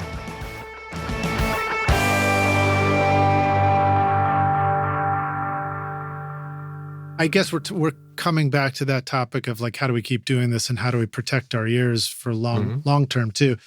That I think is one of the reasons why it can be helpful to put a little SBL meter somewhere up there where you can glance at it, because I find for me that, and what I do is I just take an old old iPhone. Mm-hmm. Like it's literally an old iPhone 5, that's not going to be much use for anything else, but it's easy to have that plugged in. You just put one app on it, an SPL app, and just sort of stick it up in the mix zone. Because my brain gets fatigued by all the decisions. And so I can find that I'm not even sure if it's too loud. It can feel too loud, even if it maybe wasn't too loud, Yeah. And I'm not sure if 85 decibels is like clearly too loud, or if that's supposed to be we're supposed to be able to work at that level for a while. Some people say 75. I don't know if you ever think about that stuff. But I do remember that you talked about using your Avantone mix cubes and setting those up to mix on as a good imaged pair of speakers. Yeah. You want to talk more about just your process of setting your level and feeling like you're hitting your target level while you mix, so you don't just keep pushing things louder and louder? Are we talking target level, like just what's happening in the room, or both? Both? Room and mix level. So I use, beyond going through a painful period of a number of years where I realized like 90% into almost every single mix, I was having to go in and pull the faders back because it was crunching out at the mix bus. Beyond that, I use like no metering or anything. No SPL meters, but I'm very familiar with the types of decisions I make at different kinds of volume levels. And I'm very familiar with the feeling of your ears going out of whack, but even more than that, the feeling of my ability to make a objective choice dwindling rapidly. Right. And in general, my mixes tend to actually go from a loud to quiet glide. So I kind of get quieter and quieter as the mix comes together. Volume knob, listening in the room, you mean? Yeah, exactly. So I think about because I get exhausted. Yeah, totally. I kind of think of it as like, 4 broad categories of volume. There's just like really fucking loud. Then there's like too loud to be able to talk over comfortably. Then there's like, you could talk over the top of it. And then there's, I can barely hear it. And kind of within each of those windows, I find that I need to make specific kinds of decisions at each of those volumes. And normally, as I kind of step down, there will be a let's reset the ears, so a very specific break as we go. Right, and that's when stepping away from the speakers and coming back again can be powerful, right? Because if we're changing the volume while we're working, we just sort of confuse ourselves, I find. 100%. If you're feeling confused about a mix and you're popping back and forth between sets of speakers and turning it up and turning it down, you're confusing yourself even more. And that's like one of the most foundational lessons to learn. So just really understanding the choices you need to make at each point in time, and even sometimes just being aware of how the music will be presented at a certain volume and understanding it will push you into making a certain kind of decision, which you may need to just double check at a different volume. Like there's that kind of optimum, whatever it is, where the Fletcher-Munson curve is flattest. But that doesn't mean that you're going to make the same decisions at that volume about the same kinds of things that you would at other volumes. Yeah. So I was going to say specifically about the Avantones, I find they make me make a certain kind of decision, and they highlight a certain either lack of substance or a clanginess in a mix that I might miss on a more expensive pair of speakers or a more revealing pair of speakers, because something in my brain just goes like, I can just hear everything and I go, and my brain is too stupid to recognize how to make it sound better. So I need something worse that dumbs it down enough for my brain to identify what I need to change. Yeah. And I appreciate that you talked about, setting them up on speaker stands and like actually trying to get a nice stereo image with the phantom center and all that. I have not used them in that capacity. I have a single one that I just put everything in mono and check there. And that is very helpful at low volumes. I'll just sort of balance things. I find it really useful at the tired rough mix stage during tracking, where I'm like, big time. I can't, I'm not going to be able to mix this thing right now. We just finished recording the song. So I'm just trying to like check that we can hear all this stuff. But I do remember some things about mixing at different levels that I find interesting. One thought is just simply this world we live in where we're making music for an uncertain experience. Like, is somebody going to listen to this in earbuds? Are they going to listen to this in the car? Are they going to listen to this at a low volume? Are they going to want to crank the shit out of it, you know? And there seems to be different levels of appropriate for different styles of music at times. And then sometimes I wonder if, you know, trying to describe them as different listening experiences just a cheating way of avoiding making one mix that works for everything. You know, but it's like one of the details I remember reading about, and I think rock stars, it's good to go and learn about the Fletcher-Munson curves. It's good to learn about the other tests they did, which were things like discovering that at louder listening levels, hearing the difference in loudness between two things gets exaggerated as well, right? So when you crank things up, you might, if I remember this correctly, you might push the vocal up even further to feel like it's sitting out in front of the mix. Although sometimes I find the reverse. Sometimes I mix down quiet and then I crank it up and I'm like, oh my God, the vocal's ripping my head off right now. So I just wondered if you wanted to talk a little bit about the things that you discover at these different levels, what sort of things you've learned to pay attention to. For sure. And for the listener, like I was nodding very intensely to almost everything Lidge was saying there. So really, really important points. And yeah, it feels like it can be very different depending on rooms and situations. So there is no substitute to just listening to an intense amount of music at a whole bunch of different volumes and just noticing what you notice. Speaking to the should you be mixing for specific systems, personally, my philosophy is that when we are mixing, we are trying to encode an artifact that is as robust as possible. And when you have a mix that translates well in one place, it'll tend to translate really well everywhere. So that was actually the shocking discovery that made me really get committed to mixing on Oratones and Avantones was like, oh, when I build a mix on those, it sounds way better on the big speakers than when I mix on big speakers. And when I mix on those, it sounds way better on headphones than when I mix on headphones. So it was just the translation. So ultimately, like a mix is nothing but the relationship between elements across time. Obviously, elements in every single dimension. So if we can get those elements feeling as robust and clear as possible, then great. I think the bigger difference is actually more what you're talking about with like genre. Like you would mix a film score very differently to how you'd mix a record. Right. Understand. You know what I mean? A rock mix, you might think this needs to be cranked up in the car, you know. Yeah, but it's beer cans flying out the window. Sorry. That's let's do the tangent. Rock records over the last 20 or 30 years turn into sandpaper when you turn them up. It's like, and I was shocked. You know, older rock records tend to sound amazing loud. Modern ones, not so much. Listen to Black Sabbath, the difference between Paranoid and like the newer ones. I think I remember hearing a really big difference in the crankability of those records. But then it's like, you know, more modern ones might tend to like jump out of the speakers a lot more and be a lot more engaging in different environments. So there's no right or wrong with any of this stuff. And while there's broad genre stuff, there's also like, what kind of record are you trying to make? And then this is where we get into the real touchy-feely stuff. It's just like, what does this song want? You know? Does the song really like want you to kind of like lean into it? Does it want you to feel like you can walk into it and kind of be enveloped in the world? Does the song want to feel like it's going to yell at you from across the bar and kind of, you know, throw a bottle at your head? You know what I mean? So it's really like what's the feeling and the intention and the energy of the record. And yeah, I mean, if there's the second part of your question, which is like the lessons at the different volumes, your point about you turn stuff up loud and like knowing 9 times out of 10 the vocal's going to feel way too quiet. So I try to avoid doing anything that's too much about balance is very loud. And then like the super quiet tends to be much more about cohesion. Like, does this still have vibe even ridiculously quiet? And that will tend to scale back up to being played loud really well.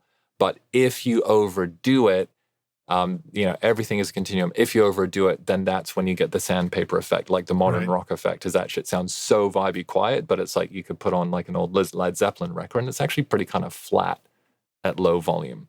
Interesting. Yeah. I think that's good for us to remember to go listen to reference records at these different volumes also. Yeah.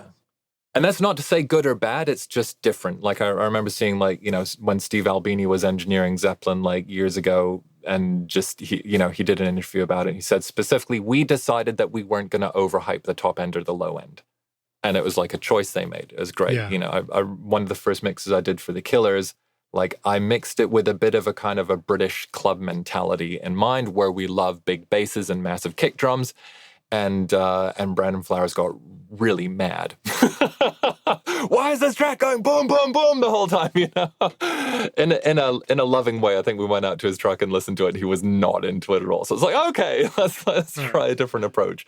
And it's even really interesting. Like when I was working with them, like Alan Moulder mixes most of their records, and like I was having an amazing chat with him about just you make it the way the artist wants it. If you look at his discography, he's made some of the like objectively like these are the mixes that you use to check if your room sounds any good, or they're the ultimate bar you're shooting for, and that's everything from like Smashing Pumpkins' Siamese Dream to the Nine Inch Nails stuff, to kind of like there's endless Alan Moulder records, but then he also has the records that sound like sandpaper turned up, because that's what the artist wanted. Mm-hmm. You know what I mean? And those are still amazing records and amazing mixes, and he did a phenomenal job on them. So yeah, no right or wrong. And then coming back to what you learn at different levels, just so we can turn this into something tangible for people, different for everyone. But for me, like the kind of a bit too loud to talk over, I find it incredibly useful for energy and cohesion and unfolding of dynamics across a track. Like that really helps me tell the story of the track. The step below that tends to be where it's like, is this all joining up and flowing? Is it helping me guide the listener's attention effectively? And then by the time you get down to the quiet bits, it's like cohesion and the kind of the fine details of the fine tailoring of the suit. And then inevitably there's a really super loud check at the end. I was on the Progressions podcast and he's like, what's the weird mix move you do? And for me, it's like sometimes I'll move the bass a huge amount right before I print. Yeah, I find myself doing that too. Yeah. Do you ever feel like the time that you've spent watching YouTube videos, trying out mix tricks, and tweaking version after version of your mixes has gotten you nowhere? Have you been looking for a simple, straightforward, step-by-step process for creating a pro mix that won't take you years to learn? What if you could have a Grammy-winning mix engineer who understood all your mixing struggles and could coach you through them? If you struggle with any of these questions, then the Ultimate Mixing Masterclass is just for you. Now you can discover the proven step-by-step mix system from Grammy-winning mixer Craig Alvin for consistently creating a pro-quality mix from your home studio that will sound amazing everywhere. Listen to this quote from one of our students, David. Quote, absolutely the most informative and helpful block of information and mentoring on the mix process that I've ever been a part of. That was like sitting behind a mix engineer for years, watching and picking up tips along the way, but condensed into a 6 to 7 hour session, close quote. Look, I'm so confident that this will take your mixes to the next level that if you can't get a killer mix within 30 days, I'll give you a full refund, no questions asked. So if you're ready to take your mixes to Grammy-winning quality, then go to ultimatemixingmasterclass.com and start now by checking out the free preview of the Ultimate Snare Mixing Trick. And I'll see you at the front row table of the Grammys. Cheers. Yeah, and it's tricky because you don't want to make, I guess what we don't want to do is we don't want to fuck up the mix after we spend all day working on it. So that can be the thing we're worried about avoiding. Whether the answer is to crank up the bass or to not crank up the bass, I guess each mix is going to tell us that. Yeah, and each process for us is really important. Like there's a brilliant engineer, Simon Askew, over in the UK, who was one of the main broadcast engineers for the BBC for years. So I met him on a Prodigy session. And, he builds a mix with he has his SSL mix bus set to the fastest, or it's fastest or second fastest attack. And a really slow release. And he starts a mix by pushing the snare drum up into it. And I personally actually don't engage my mix bus until I'm 80% of the way through a mix. So we just have very different ways of getting a result. His mixes are fantastic, So I know as well that it tends to be when I switch on my mix bus, it'll hype up some stuff and I'll have finished off everything by mixing very quietly on my Aventone. So I just want to check if I'm listening to this in a club kind of thing. Right. So then you can have those kinds of knock-on effects. But there was, I think it's important to not think of our work as sacred and to not be scared of making big moves even towards the end. Right. Frank Titaz actually, you got to get Frank on the podcast. He's down in Melbourne now. He produced all the Gautier stuff, Kimbra stuff, does a lot of film scores. Incredible thinker. Love him to bits. But I think I was working on architecture in Helsinki with him. We were kind of co-mixing. And he had a thing, it's like, if someone wants it louder, I'm going to turn it up 6 dB. And you go, let's just turn it up 6 dB. And, normally by the end, we're like, when I was working with guys Sixworth, he'd say like, oh, let's turn it up 1/4 of 1 decibel. Right. Let's turn it down 1/4 of 1 decibel. And Frank, a good Aussie coming going, 6 dB. Crank it up, mate. And just being like, not thinking of your shit as sacred. Yeah. And then let's really see what this is like louder. And there's something about that just, I think that question you were talking about where it's like, do we stop hearing what we actually have? Like you get into smaller and smaller increments and then your stuff actually sounds flatter and flatter. Right. So sometimes it's good you're just creating to a shock perfect yourself. gray. Yeah, there you go. Yeah, everything's blended together perfectly. And you might pull your bass all the way down and then slide it back up and it's more or less in the same position.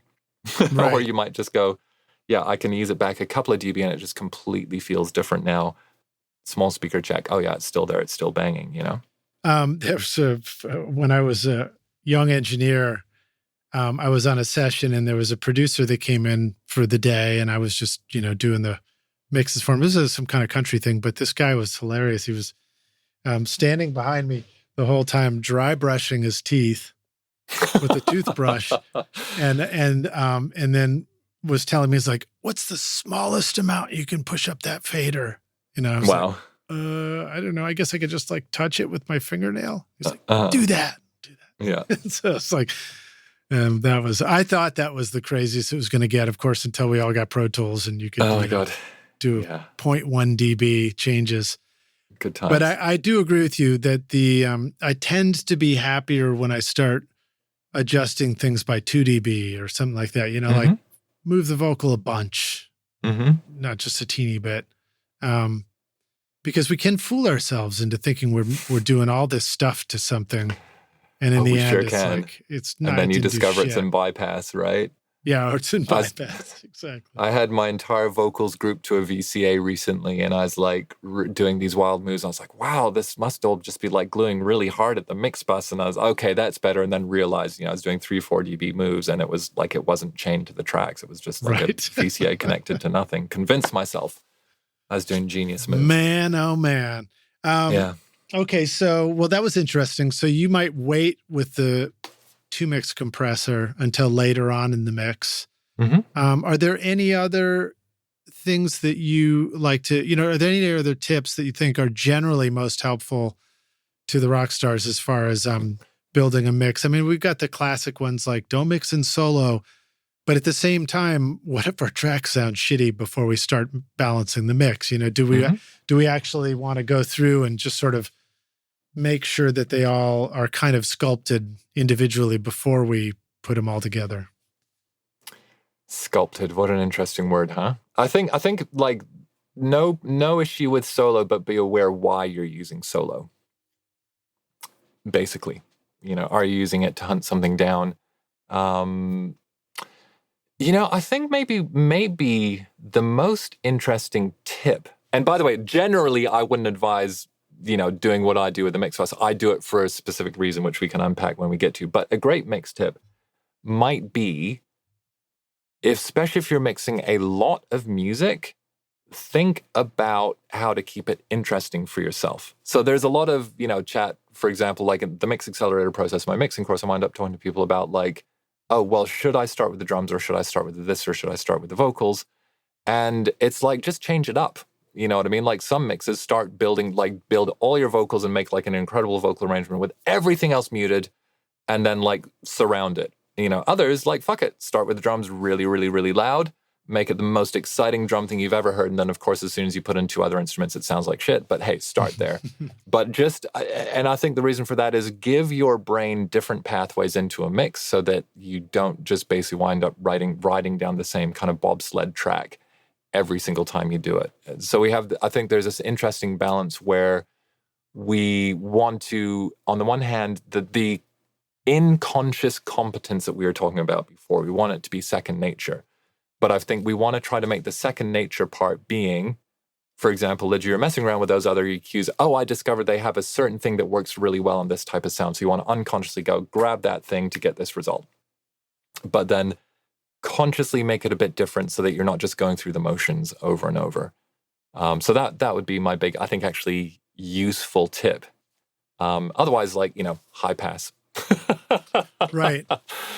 High pass is a very useful one. Although I do know that once you discover the high pass, you do that mix where you high pass everything, and then you're like, why is this so lifeless? Yeah. Chris Shaw was sharing some great stories about doing that on Bob Dylan records, and then him coming in and saying no. So the other great tip, I have this joke with my daughter now, who's 17, and probably the single thing I've said the most to her as a dad that's trying to impart wisdom is it's all about context.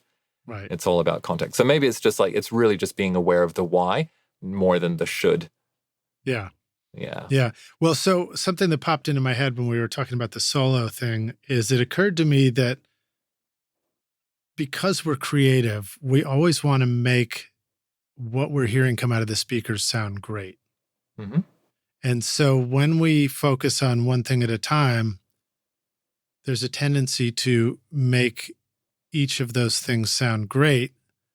But when we let it all play together, we're still going to make it sound great, but now we just have the whole picture that we're trying to make sound great instead of all these individual things that all sound great, but then obviously can't fit into the shoebox anymore when you unmute everything because it's 100%. All just so much. It's all too much.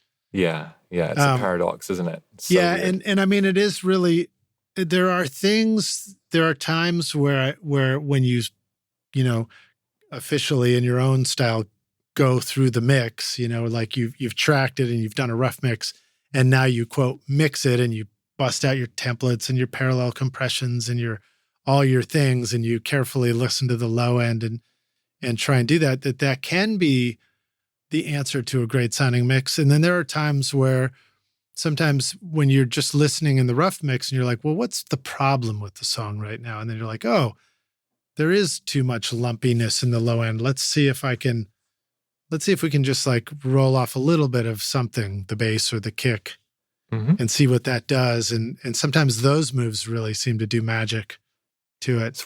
I think that the closer we get to the finish line, this is going to completely contradict what we were saying before, or what I was saying before about the big moves, but it's the closer you get to the finish line, the more you'll notice a small change.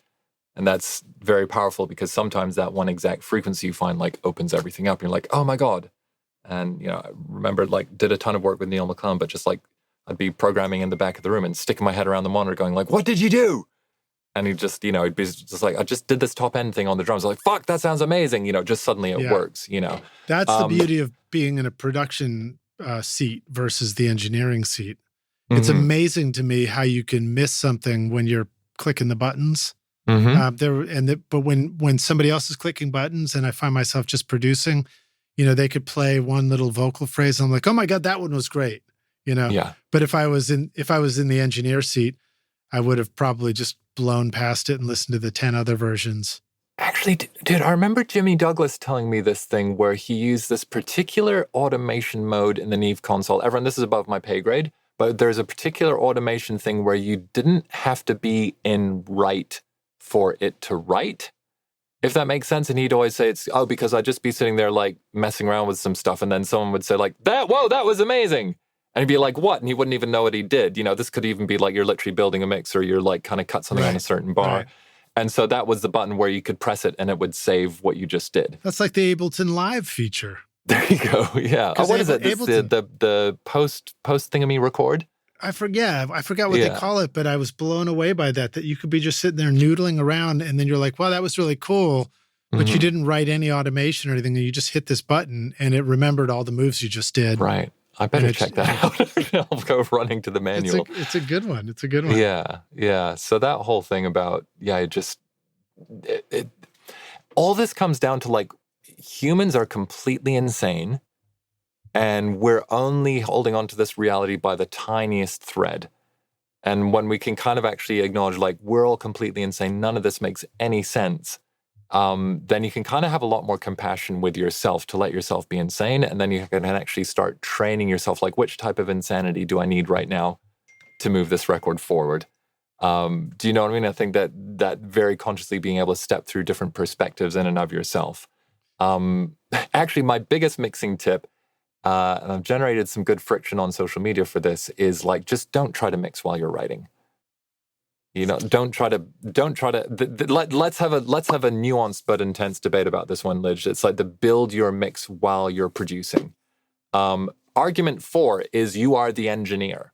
100% make it sound as good as you can at every step of the way. Right. Biggest argument against is if you are the writer or producer, because the biggest reason for me was actually that you would avoid the uncomfortable heat of having to make significant creative choices, because you would convince yourself like, oh, I better go like compress or mix stuff or make sure that it works well. Or there's always this extra loop of I need to check that it works properly, which completely cripples your decision-making ability and just evaporates your momentum when it comes to writing. And then also means that your creative juice, your creative rocket fuel kind of evaporates there on the spot instead of powering your rocket.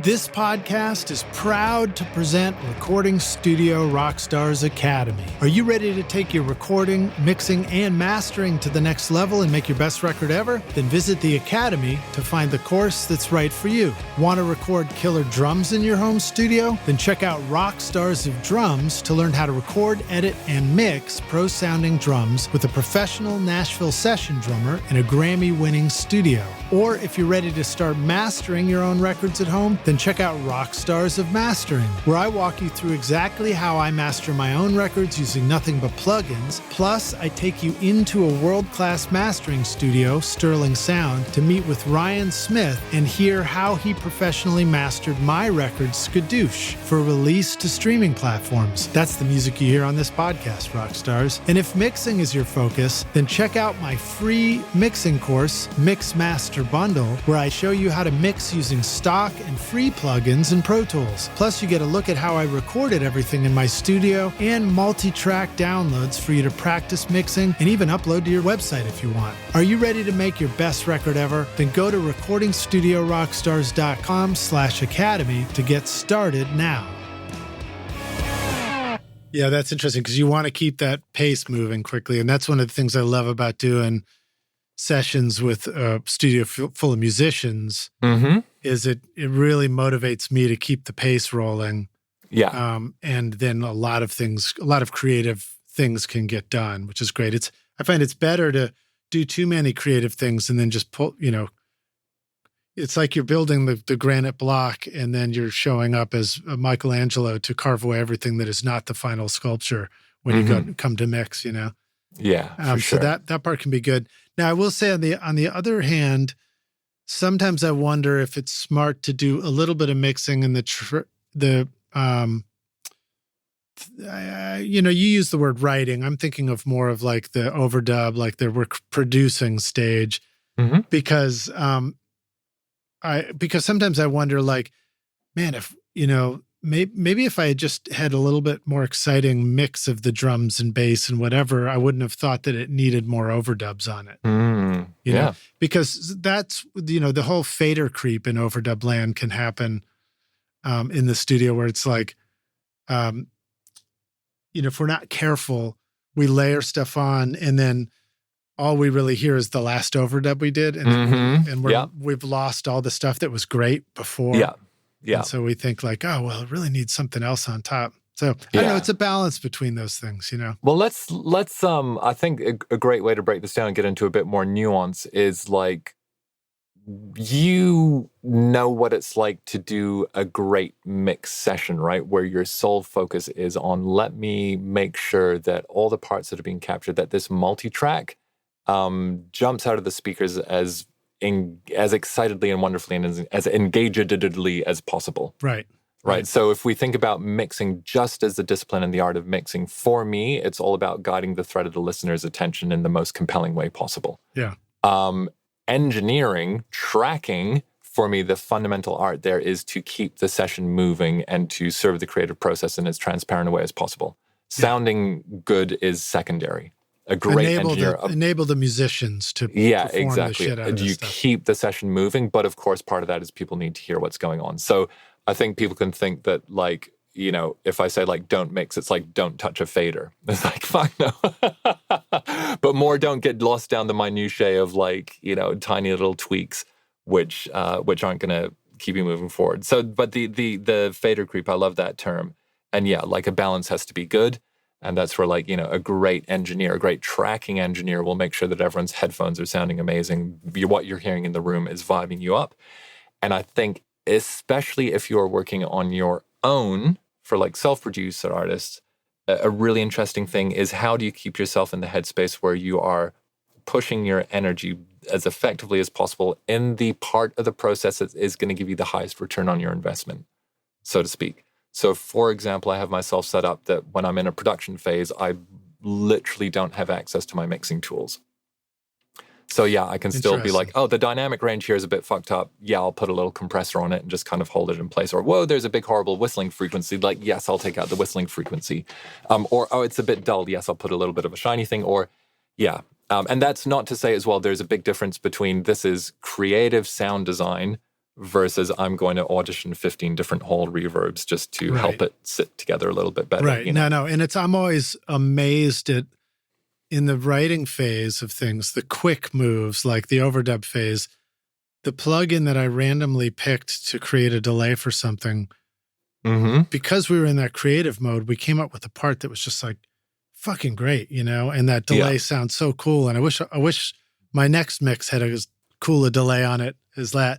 But it was like, but if I went to go find a delay in a mix frame of mind, I wouldn't have stumbled on it, or it was just too simple. It was too easy. Right. And so, like, that's a thing to remember too. One of the challenges for me is remembering, like, we just finished doing 2 days of guitar and vocal overdubs. We essentially finished out a track. And then I got to the end. It's like, all right, need to send them home with a rough mix, you know, really good rough mix. And I forgot to print exactly where it was with no plugins on it and no rebalancing first. And then I, like, pulled in, you know, like the stereo bus settings with compression and limiting and made it louder and all this. And it's that lesson I have to keep learning over and over again. It's like the moment we do that, we're recreating, right? The rebalancing is a form of recreating what this song is and what this music is. And so because we played all these parts to a very simple version of the balance of the faders while we were creating it, we should remember and acknowledge that as musicians, as artists, we performed and played, you know, the guitar part with a certain nuance and level and volume and intention that made it sound good to us with that fader balance when we were recording it. And so there is something really valuable in there. Even if we don't, even if we listen later and we're like, well, that's not the mix, we should always remember to bounce exactly how it was before we start, like, pulling all the faders down and rebuilding the whole thing, because, you know, we might lose something that was pretty brilliant about it. It's easy to do. Great point. Yeah. And I think that's where, you know, you do get that thing where, like, the rough mix winds up being the mix because it has the je ne sais quoi. You know? Right. Yeah. It's French for I don't know what, you know? Yes. And at this point, we've been going a good long stretch too. So je ne sais quoi, almost je ne sais quoi, what we're still doing here. Thank you for listening, rock stars. Let's go to a couple of closing questions here. Let me hit you with this one, man. What are some good ways that you want to think of right off the top of your head? Small home studio, we want to record drums. We don't want to have to use drum samples for our productions. What are some first thoughts that come to mind for setting up a home studio drum recording setup? Oh my God, you're going to love this. It depends. Honestly, it depends. Love it. Yeah. But if gun to my head, like 2 microphones and make your room sound interesting. 2 artists I can think of who did that I talked to from firsthand experience is I got to have brunch with Carla Azar from Autolux, played with Jack White and all that once. She made these seminal drum breaks, spent in a shitty rehearsal room with like 2 microphones and an ADAT. And it just made her spend all her time, tune her kit in a certain way and find a cool place to put the microphones, and like one of the greatest sounding drum recordings of the last kind of couple of decades. And any then particular kind of 2 mics, or doesn't even matter? Doesn't matter. Your 2 mics, your kit in your room, make it sound cool for you. Don't try to make it sound like... 2 mics matches 2 speakers, or 2 mics might be mono? Doesn't matter. Yeah. Cool. Yeah. Just basically don't try to match anything that's recorded at Blackbird. Just embrace the fact that you're in a janky ass setup, and drums are like the hardest instrument to record with fidelity. So spend all your time focused on how the kit is tuned and where the microphone is placed, and make something that is weird and yours. Kasabian, their first album, like fucking dope ass drum sounds, and it was like 2 microphones and moving them around, you know. Some of it layered on top of like some electronic stuff or whatever, but character is way more important than quote unquote quality. Right. So lean all the way into character. No one has your kit in your room. Don't worry about being fancy pants, be interesting pants. And in the touching back on the topic of mixing, just a reminder to us, we have a lot more ability to create like a huge possibility of character when we're at that creating stage than if somebody just hands it to us and we're at the mixing stage. Yeah. I think. Do you think that's fair? It's like we're less likely to go for a huge change in character at the mix. I mean, oh God, literally, this is where we get into the anything is possible. Yeah. But actually, if there is a tip for recording and where like tuning is so important, is try having like 1 microphone running through a Sans amp or like some kind of crazy distortion or crazy compression just while you're testing it.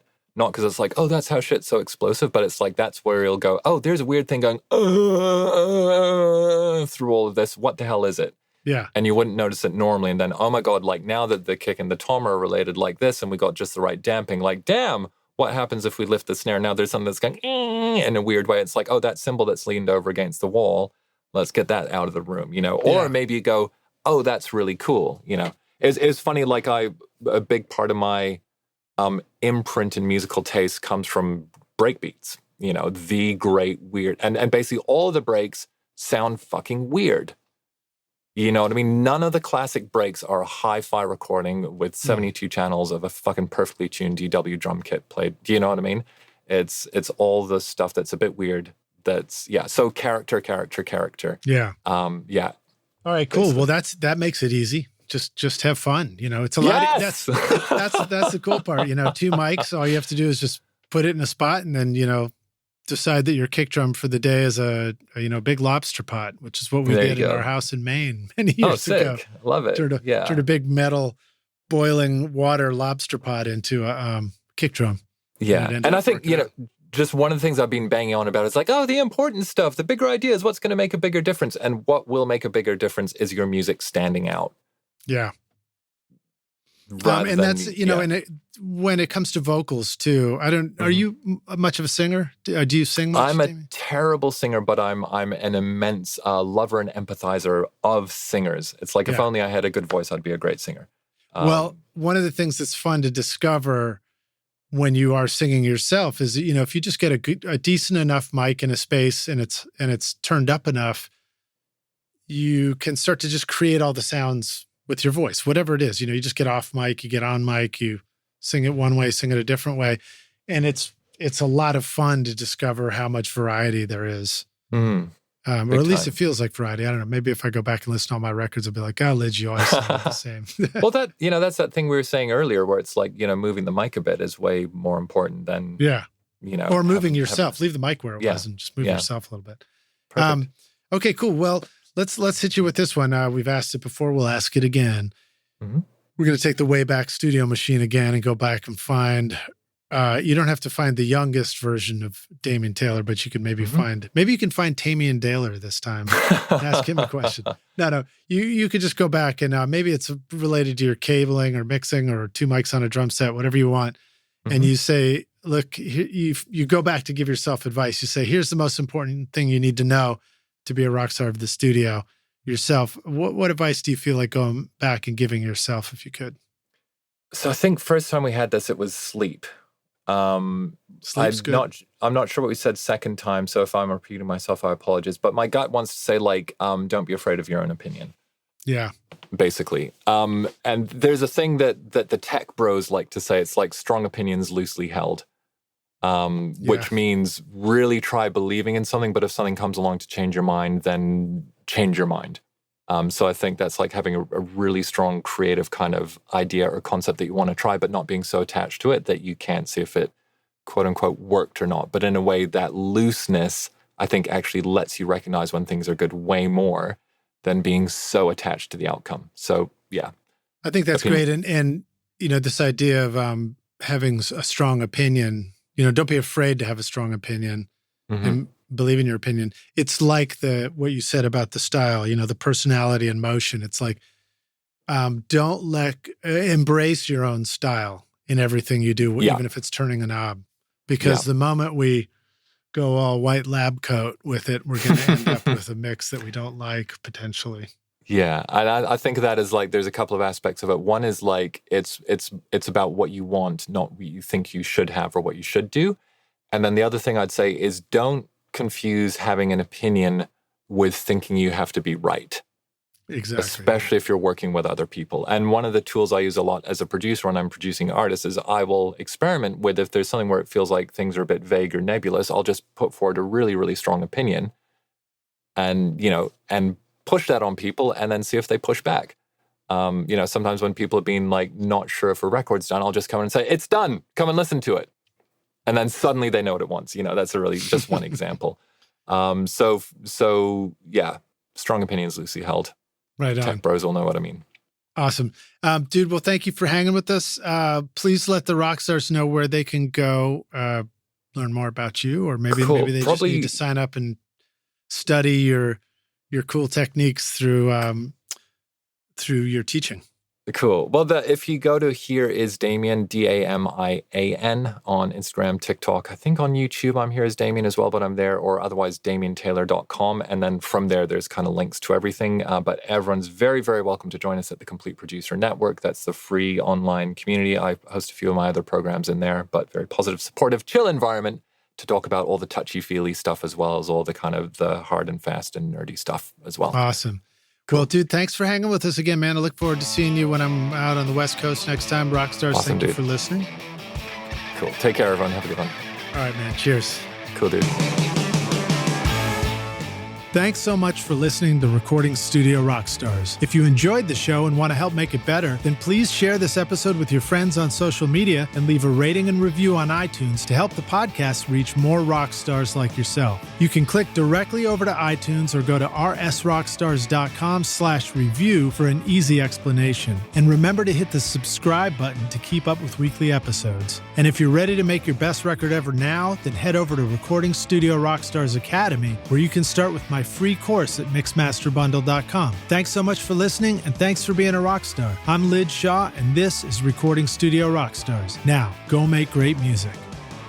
Recording Studio Rockstars would like to give a big thank you to our awesome sponsors who help make this episode possible. Lewitt, Grace Design, Atom Audio, Native Instruments, and Isotope. And remember, at isotope.com and nativeinstruments.com, use the coupon code ROCK10 for 10% off any plug-in purchase. If you enjoyed Recording Studio Rockstars, please check out our sponsors using the links in our show notes, because it's a great way to help support the show. These are all things I highly recommend for your studio. They're gonna help you make your best record ever. I would also like to thank our fantastic team here at Recording Studio Rockstars, Vlad Weselchenko, Braden Stremming, and Liz Hulitskaya. Thanks so much for listening, Rockstars, and we'll see you in the next episode. Cheers.